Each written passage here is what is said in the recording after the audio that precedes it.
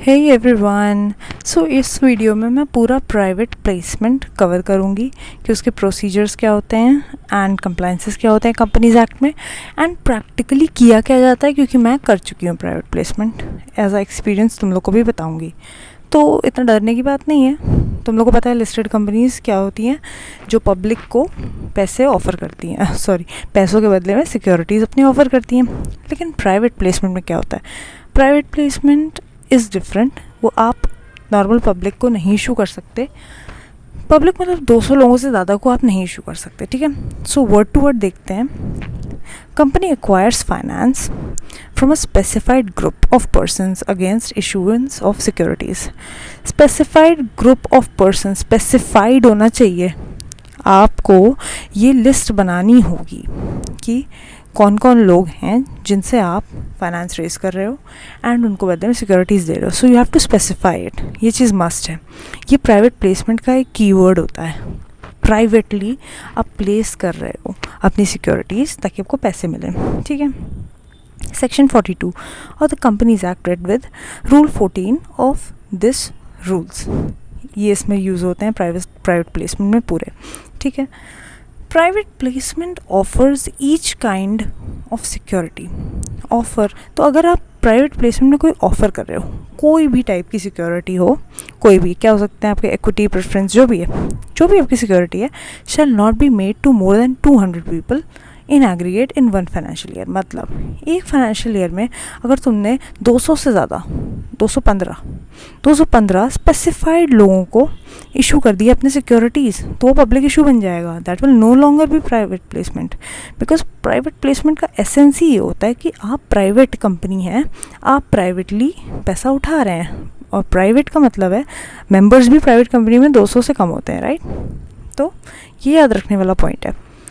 200 से ज़्यादा एक फाइनेंशियल ईयर में नहीं आप लोगों को ऑफ़र कर सकते। या तो आप, हो सकता है आप एक फाइनेंशियल ईयर में आपने 3-4 प्राइवेट प्लेसमेंट किए, एग्रीगेट 3-4 प्राइवेट प्लेसमेंट का एग्रीगेट भी 200 लोग नहीं होना चाहिए, मतलब 200 से ज़्यादा नहीं होना चाहिए। एग्रीगेट में करो, या चाहे एक फाइनेंशियल ईयर में एक प्राइवेट प्लेसमेंट 199 लोगों का हो, 200 भी हो सकता है, 200 से ज़्यादा नहीं होना चाहिए, लेकिन वरना अब बन जाएगा वो एक पब्लिक इशू। टाइमलाइन क्या रहता है, टू मेक अलॉटमेंट। अगर आपने प्राइवेट प्लेसमेंट कर दिया, ठीक है, 200 से कम लोगों का किया है, आपने पैसे भी आपको मिल गए, तो अब आपको अलॉट कब करनी है सिक्योरिटीज़ उन प्राइवेट लोगों को। हो सकता है इक्विटी शेयर्स हैं, कब आपको देने हैं वो equity shares, with in 60 days of receipt of money. ये बहुत इंपॉर्टेंट पॉइंट है, क्योंकि एक कंपनी और उसके डायरेक्टर्स और की मैनेजरियल पर्सनल जैसे कि CS, CFO, ये लोग बहुत बड़ी प्रॉब्लम्स फेस कर सकते हैं अगर 60 डेज़ के अंदर इन लोगों ने फ्रॉम रिसीविंग द मनी, इन लोगों ने शेयर्स या जो भी आपकी सिक्योरिटी है वो आपने अलॉट ही नहीं करी। अलॉट नहीं करी मतलब अलॉटमेंट में आपने जो भी कंप्लाइंसेस अलॉटमेंट में होते हैं वो आपने नहीं किए। तो अब वो क्या होते हैं कंप्लाइंसेस, उसके बारे में बताऊँगी। आ जाते हैं नीचे। If the allotment of securities is not done within the specified time period, which is 60 days, the money must be returned to the applicant within 15 days when the 60 days end. 60 days आपके ख़त्म हो गए। यहाँ पे आप अभी तक allotment कर ही नहीं पाए, आप कर क्या रहे हो भाई, आप पैसे यूज़ करने में बिज़ी हो गए क्या, जो भी रीज़न है, तो भाई आपके पास फिर 15 दिन का टाइम रहेगा। चलो उनको उनके पैसे वापस कर दो, वरना बहुत बड़ी पेनल्टी आप पे लग जाएगी, बहुत बड़ी, 2 करोड़ 1 करोड़ तक की भी पेनल्टी लग सकती है, ठीक है। 60 डेज़ में अलॉटमेंट नहीं किया तो 15 दिन में वापस कर दो चुपचाप। अब तुम लोग इतने ढीठ हो, एज अ डायरेक्टर इतने ढीठ हो कि तुम लोगों ने 15 दिन में भी वापस नहीं किया, 60 डेज़ में अलॉटमेंट नहीं किया, 15 दिन में वापस भी नहीं किया। जब the money is not returned in the 15 days period, तब क्या होगा, इंटरेस्ट लगना चालू हो जाएगा एंड आपको वो पैसा तो पे करना ही पड़ेगा, प्लस इंटरेस्ट के साथ पे करना पड़ेगा। तो बहुत बड़ा अमाउंट हो सकता है, ठीक है, क्योंकि छोटे मोटे चिल्लर अमाउंट प्राइवेट प्लेसमेंट में नहीं उठाए जाते हैं, बड़े बड़े हाई नेटवर्थ इंडिविजुअल से बड़ा बड़ा पैसा उठाया जाता है। तो उस पर इतना बड़ा इंटरेस्ट लगेगा कि आपको हो सकता है शॉक और हार्ट अटैक दोनों आ जाए, ठीक है। Further after completion of 15 days, ठीक है, 15 दिन आपके कंप्लीट हो गए, एप्लीकेशन मनी रिसीव्ड, अगर आपने एक तो 60 डेज़ निकल गए ना, आपने अलॉटमेंट किया, 15 दिन निकल गए, वापस भी नहीं किया, अब इंटरेस्ट तो पे करोगे ही करोगे, साथ में क्या होगा, जो आपको पैसे जो आपने रिसीव करे हैं from those private people, it will be considered as deposits accepted by the company. Companies Act में deposits को लेके भी compliance related section होता है. तो कंपनी इस एक्ट ने क्या बोला है, अब उसको हम डिपॉजिट मान लेंगे और अब तुम लोग डिपॉजिट के कंप्लाइंसेस भी फॉलो करोगे. ठीक है, जो भी डिपॉजिट के कंप्लाइंसेस हैं उसमें मैं नहीं जा रही हूँ अभी. तो इसका ये मतलब है जो भी टाइमलाइन है उससे स्ट्रिक्टली अडेयर करो, वरना one thing will lead to another. If the offer is made to more than 200 people in aggregate in one financial year. ठीक है, जो मैंने बोला हो सकता है आपने 210 लोगों को दे दिया, सिक्योरिटीज़ उनसे पैसे रेज कर लिए. It shall be considered as public issue and securities and SEBI regulations shall be applicable. जो भी LODR ICDR जो भी रेगुलेशंस हैं उस मोमेंट पे वो एप्लीकेबल हो जाएंगी. तो आप हर तरह से बहुत गंदा फंसोगे. इसलिए जो भी इससे रिलेटेड रूल्स एंड कंप्लाइंसेस हैं प्राइवेट प्लेसमेंट बहुत सही से और एडिक्वेटली आपको फॉलो करना है, प्रिसाइसली, वरना हर जगह से फंसना ही फंसना है और पैसे तो बहुत ज़्यादा जाएंगे. और सेक्शन 42 एक्सप्लिसिटली मतलब खुलेआम बोल रहा है that private placement offer and application shall not carry any right of renunciation और अबैंडनमेंट लेटर ऑन. मतलब ये राइट इशू नहीं है. राइट्स इशू क्या होता है, अपने ही इन्वेस्टर्स को, अपने ही शेयर होल्डर्स को हम इशू करते हैं और वो क्या करता है, वो शेयर होल्डर के पास एक ऑप्शन होता है, चाहे तो ले ले या चाहे तो बोले कि नहीं मुझे एक्स्ट्रा शेयर्स नहीं चाहिए, मैं रेनाउंस कर रही हूँ. मतलब कंपनी की मर्जी, अब इसको चाहे तो वो किसी और शेयर होल्डर को दे सकता है, रेनाउंस. ठीक है, I am leaving this, I am not using this right. Private placement में यही डिफरेंस है. एक्सप्लिसिटली लिखा है सेक्शन में, आपको एज अ शेयर होल्डर कोई राइट ऑफ रेनाउंसिएशन नहीं मिलती है. ठीक है, आपको the person to whom offer is made, या तो आप चुपचाप ये ऑफ़र प्राइवेट प्लेसमेंट का एक्सेप्ट करिए या रिजेक्ट करिए. ऐसा नहीं है कि ये ऑफ़र आपने अगर कहा कि नहीं मैं रेनाउंस कर रही हूँ तो आप मेरे भाई से ले लो, तो ऐसा नहीं है, ये नहीं हो पाएगा. You can't renounce it. You can either as a investor either you can just accept it or reject the offer. There is no right of renunciation. ठीक है. Most important, contravention. Company and its directors and KMP shall be liable to a penalty that may extend to maximum 2 crores. And company is required to refund all money received against allotment of securities plus interest तो लगेगा ही लगेगा. तो 2 करोड़ तक की value आपकी जा सकती है. वैसे इसमें जो अमाउंट आपको मिलती है प्राइवेट प्लेसमेंट में इतनी बड़ी अमाउंट होती है कि 2 करोड़ के सामने कुछ भी नहीं है. तो आप ऑलमोस्ट डायरेक्टर एंड कंपनी नंगा हो जाएगा अगर आपने कोई भी नॉन कंप्लाइंस किया. तो जल्दी से एक केस देख लेते हैं, फिर मैं एक चार्ट के फॉर्म में मैंने बहुत अच्छे से पूरा प्रोसीजर बनाया, वो देख के तुम लोग को दोबारा कुछ पढ़ने की ज़रूरत ही नहीं पड़ेगी, वो इतना बढ़िया है. ठीक है, एक केस दिखाती हूँ, बस एक केस, इजी सा रियल केस है ये. क्या हुआ था, company failed to identify the persons to whom private placement was to be made. क्योंकि मैंने कहा था ना स्पेसिफाइड आपको लिस्ट बनानी होती है प्राइवेट इंडिविजुअल्स की जिनसे आप ले रहे हो पैसे.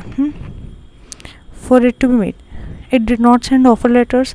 ना ही आपने आइडेंटिफाई किया, ना आपने ऑफर लेटर्स भेजे, एंड आपने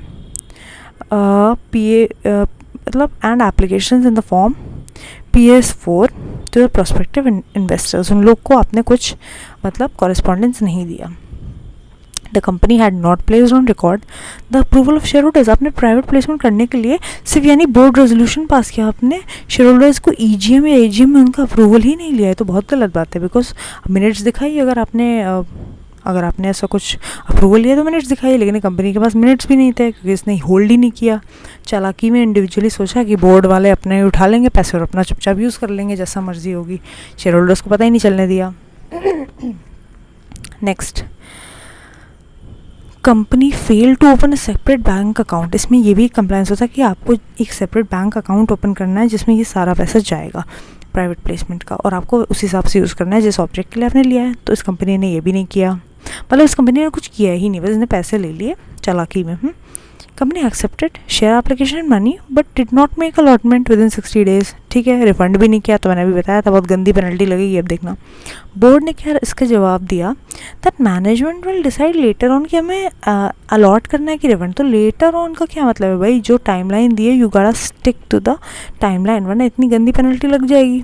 इसको शायद बोर्ड को पता ही नहीं होगा. तो फिर क्या हुआ, the company had neither made allotment with in 60 days nor refunded the money with in 15 days from the end of 60 days। ना अलॉट किया ना रिफंड किया। अब आरओसी को आया मज़ा। आरओसी ने कहा रुक जा तुझे बताते हैं।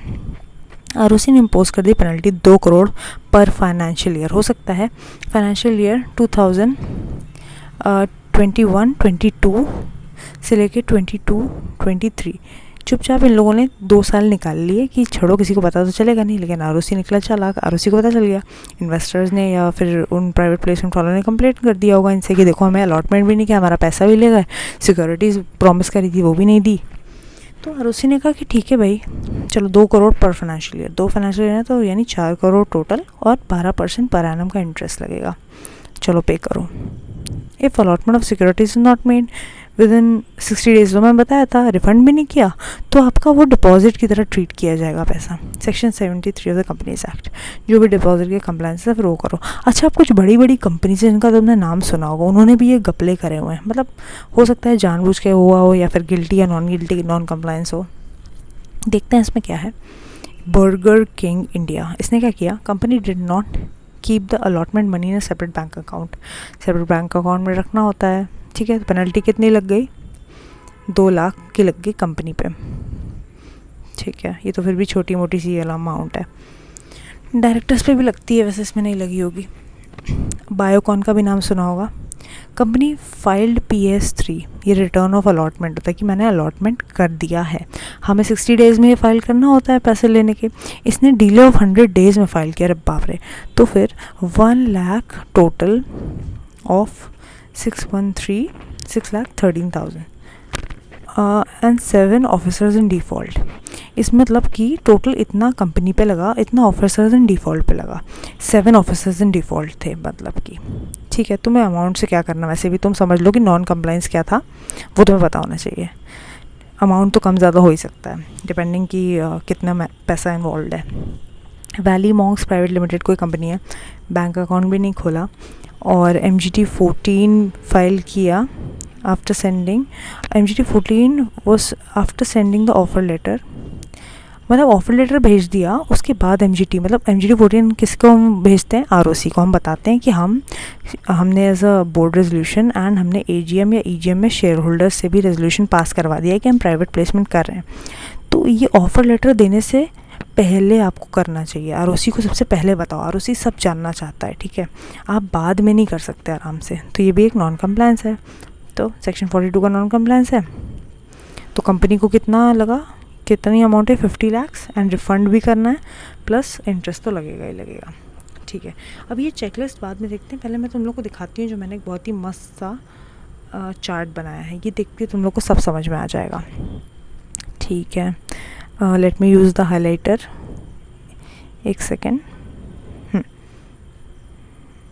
ओके, सबसे पहली चीज़ क्या करनी होती है, उप्स ज़्यादा डार्क है, 1 sec। सबसे पहली चीज़ क्या करनी होती है, आपको बोर्ड मीटिंग का नोटिस देना होता है प्राइवेट प्लेसमेंट करने के लिए। Just give the notice of the board meeting, ठीक है, और उसमें डिटेल्स मेंशन कर दो, एजेंडा वगैरह, प्राइवेट प्लेसमेंट, ब्ला ब्ला ब्ला, ठीक है। सेकंड आपको स्टेप होता है hold the board meeting. 7 days का नोटिस दिया, बोर्ड मीटिंग होल्ड कर ली फिजिकली या इलेक्ट्रॉनिकली, ठीक है। बोर्ड मीटिंग जो होल्ड करी है अब आपने, उसमें आपको क्या क्या मेंशन करना है, क्या क्या डिस्कशन करेगा बोर्ड, एंड आपको क्या क्या मेंशन करना है कि as a private placement compliance हमें क्या क्या करना है। You have to open a separate bank account, you have to have a list of specified individuals जिनसे प्राइवेट प्लेसमेंट ऑफर जिनको हम करेंगे और उनसे हम पैसा लेंगे, उनको हम सिक्योरिटीज़ देंगे।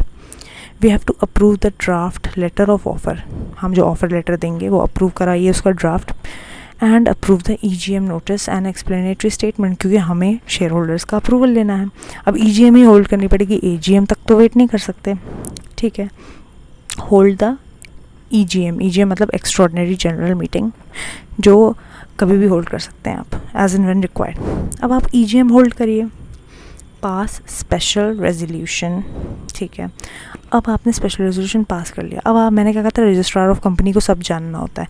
MGT 14 फाइल करिए और उसमें ROC को बताइए। विदिन 30 डेज़ ऑफ SR आपको बताना है, विदिन 30 डेज़ ऑफ SR आपको ROC को बताना है कि हाँ हमने properly duly board resolution pass किया, हमने ड्यूली EGM होल्ड करी, उसमें स्पेशल रेजोल्यूशन पास किया और ये रहा हमारा ड्राफ्ट लेटर ऑफ ऑफर, सारे अटैचमेंट्स वगैरह लगा दो। ठीक है, अब ROC ने अप्रूव कर दिया। अप्रूव को जब भी करे बेसिकली डजेंट मैटर, हमें अब क्या करना है, ये फाइल करने के बाद हमें क्या करना है, अब हम जो भी हमने हो सकता है हमने 200 से कम लोगों को देना होता है ना, तो हमने हो सकता है 150 स्पेसिफाइड लोगों से हमने पैसे लेने हैं, तो हम 150 लोगों को सर्कुलेट कर देंगे, भेज देंगे अपना ड्राफ्ट ऑफर लेटर। ठीक है, अब क्या करना होगा, अब हमें बस कंप्लायंसेस फॉलो करने हैं सेक्शन 42 के। क्या होगा वो, company has to keep a complete record in PAS 5। एक फॉर्म होता है PAS 5, उसमें आपको प्राइवेट प्लेसमेंट की पूरी डिटेल्स लिखनी होती हैं। ठीक है, अब प्रोसीजर देख लेते हैं। ये रहा कंपनी और ये रहे पर्सन्स। नॉट मोर देन 200 को आपने भेज दिया। ठीक है, इनसे आपने ले लिए पैसे, इनको आपने देनी है securities within 60 days. Within 60 days अगर आपने रिटर्न ऑफ अलॉटमेंट फाइल कर दिया इन PAS 3 तब तो बहुत बढ़िया, कोई दिक्कत नहीं। विदिन 60 डेज़ पैसा लेने के आपने पैसा ले लिया है, 60 डेज़ पास हो गए, आपने रिटर्न ऑफ अलॉटमेंट मतलब आपने ROC को बताया ही नहीं कि हमने अलॉटमेंट कर दिया, हमने इनको बदले में सिक्योरिटीज़ दे दी, आपने दी ही नहीं और ना ही आपने ये फाइल किया PAS 3, तो उसके 15 दिन का आपको और टाइम दिया जाएगा। चुपचाप रिफ़ंड कर दो वरना बहुत गंदा इंटरेस्ट लगेगा। ठीक है, नहीं रिफ़ंड किया तो भाई वो हम मान लेंगे डीम डिपॉजिट, सेक्शन 73 पर फॉलो करो, तो फिर बहुत गंदी गंदी पेनल्टीज़ लगना स्टार्ट हो जाएंगी फ्यूचर में जब ROC को पता चलेगा। अब क्या होगा, एक फाइनेंशियल ईयर में आप 200 से ज़्यादा लोगों को नहीं दे सकते हो ये ऑफ़र, वरना पब्लिक ऑफ़र हो जाएगा, तो मैंने बताया था। अब इन लोगों के पास क्या होता है, they can either accept your offer. ये 150 में से हो सकता है 100 लोगों ने एक्सेप्ट किया, 50 को आपके टर्म्स अच्छे नहीं लगे, उन्होंने रिजेक्ट कर दिया। ठीक है, 100 ने एक्सेप्ट किया, रिनाउंस कोई कर नहीं सकता, 100 ने एक्सेप्ट किया, आप उनसे अब पैसे ले लेंगे, PAS 3 फाइल कर देंगे और उसमें आप लिस्ट ऑफ अलॉटीज़ भी चिपका देंगे कि हमने 100 लोगों को ये सिक्योरिटीज़ दे दी हैं और हमने उनसे इतना अमाउंट रेज़ किया है। ये होता है पूरा प्रोसीजर और आपको सेपरेट बैंक अकाउंट में ये सारा जो भी आप पैसा रेज़ करेंगे वो आपको ट्रांसफ़र करना है।